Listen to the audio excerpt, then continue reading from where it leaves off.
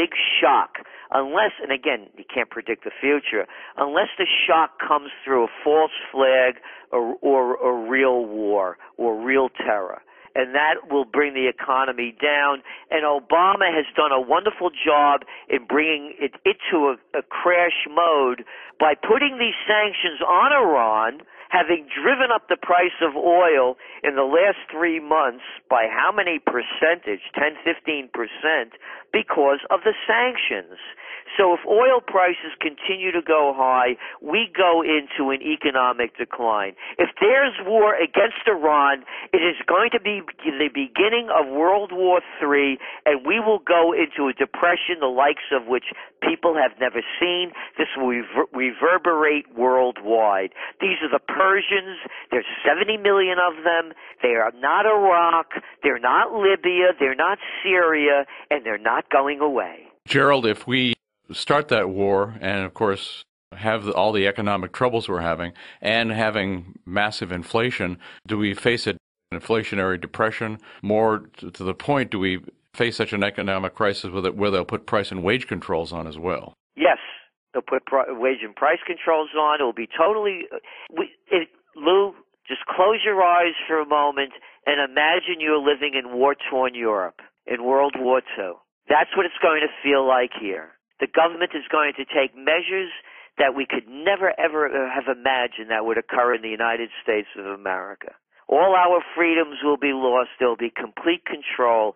The merger of state and corporate powers, by definition, is called fascism. And fascism has already come to America. It's come with the too-big-to-fail bailouts. It's come with the rescues of GM and other companies. It's come with the people that are running the government, coming from Wall Street and the revolving door. It came with the signing of the National Defense Authorization Act. And it's here now. So all of those things that you mentioned will be amplified even more if we go to war against Iran. Well, in addition to, I thought, the magnificent moral advice that you gave to everyone, what can one do? Is it too late to prepare? Is it too late to help yourself and your family preserve something of what you've got for the future against the problems that we face? Oh, not at all.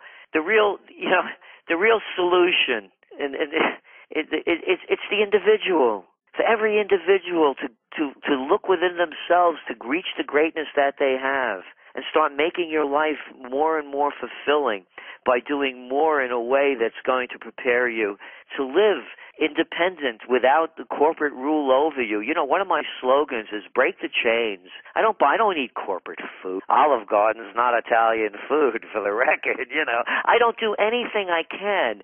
I do everything I can with local. I have a fellow right over here. I can look out my window. Hudson Valley Traders, a wonderful coffee shop. You know what he's doing? He's buying these cattle. He's getting them from Wyoming. We live in the Hudson Valley over here. There's farmland. And he's raising beef now. And for enough for him and his family, and also to sell locally because of the high quality. People are moving off the grid. It's becoming possible now with the technology. Oh, no, you don't have to go down with the ship. It's kind of like standing on the Costa Concordia and waiting for the captain to tell you to abandon ship, as he's already off the ship with some Chiquita, sipping martinis, and you're waiting for them? No, the future is in your hands. The fire in the North Tower is under control. Go back to your offices, they said to the people on 9/11. So the people that follow the authorities are the people that are going to go under in these times. There's plenty of time to prepare. My 3 basics, guns, gold, and a getaway plan, but a real prepper in a proper sense. Not an Armageddonite sense, but, hey, I'm going to live my life. I'm going to create my future on my own, using my own God-given skills that they drain from us by putting us into the system. So to retain those and get those back. I was thinking, Lou, most adults act like children. They don't think they're ever going to die, and they obey authority. Well, of course, the authority also seeks to make us all children. I mean, they seek to make us dependent, and they seek to, I mean, this is the public school systems and the media, so much else. Yeah, it does seek to make us stupid children. We're supposed to think that the government is our parents, and one of Hitler's favorite analogies, he always said that honor thy father and thy mother, that commandment applied to the state. We should treat the state like our parents. Well, they say seems to have the same view in this country. Yeah. And also, I'm really thinking about this upcoming election. Any self-respecting person that votes in this election deserves what they get. No, I mean, let me rephrase that. No self-respecting person would vote in this election. How could anybody look at themselves in the mirror and say, I voted for a lesser of two evils? What kind of person would do that? My solution for this upcoming election, if we have a choice between Romney and Obama, is not to vote at all.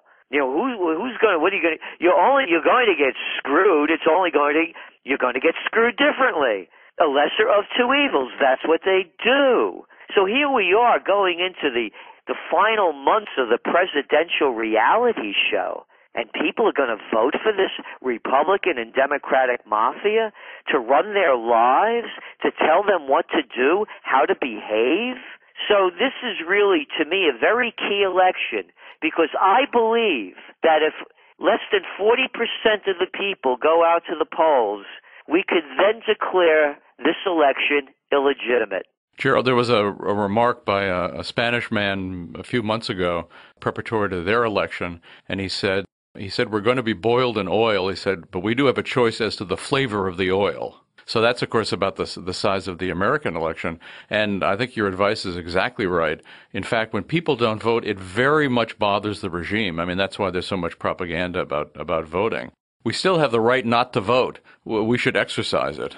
Oh, in this election, anybody that votes for Obama or Romney should be ashamed of themselves if they're a self-respecting human being with courage, dignity, integrity, and respect. That's my personal opinion of having looked at their track records, who they are, what they have delivered in the past, and what they promise to deliver in the future. It's more of the same. One comes out of the behind of an elephant. The other one comes on you from the donkey. Gerald Celente, you're a prophet, both in the moral sense and politically and economically. And thanks so much for joining us today and giving us the benefit of your wisdom. Oh, Lou, it's an honor to be on your show. Thank you, sir. Thank you. Bye-bye. Well, thanks so much for listening to the Lou Rockwell Show today. Take a look at all the podcasts. There have been hundreds of them. There's a link on the upper right-hand corner of the LRC front page. Thank you.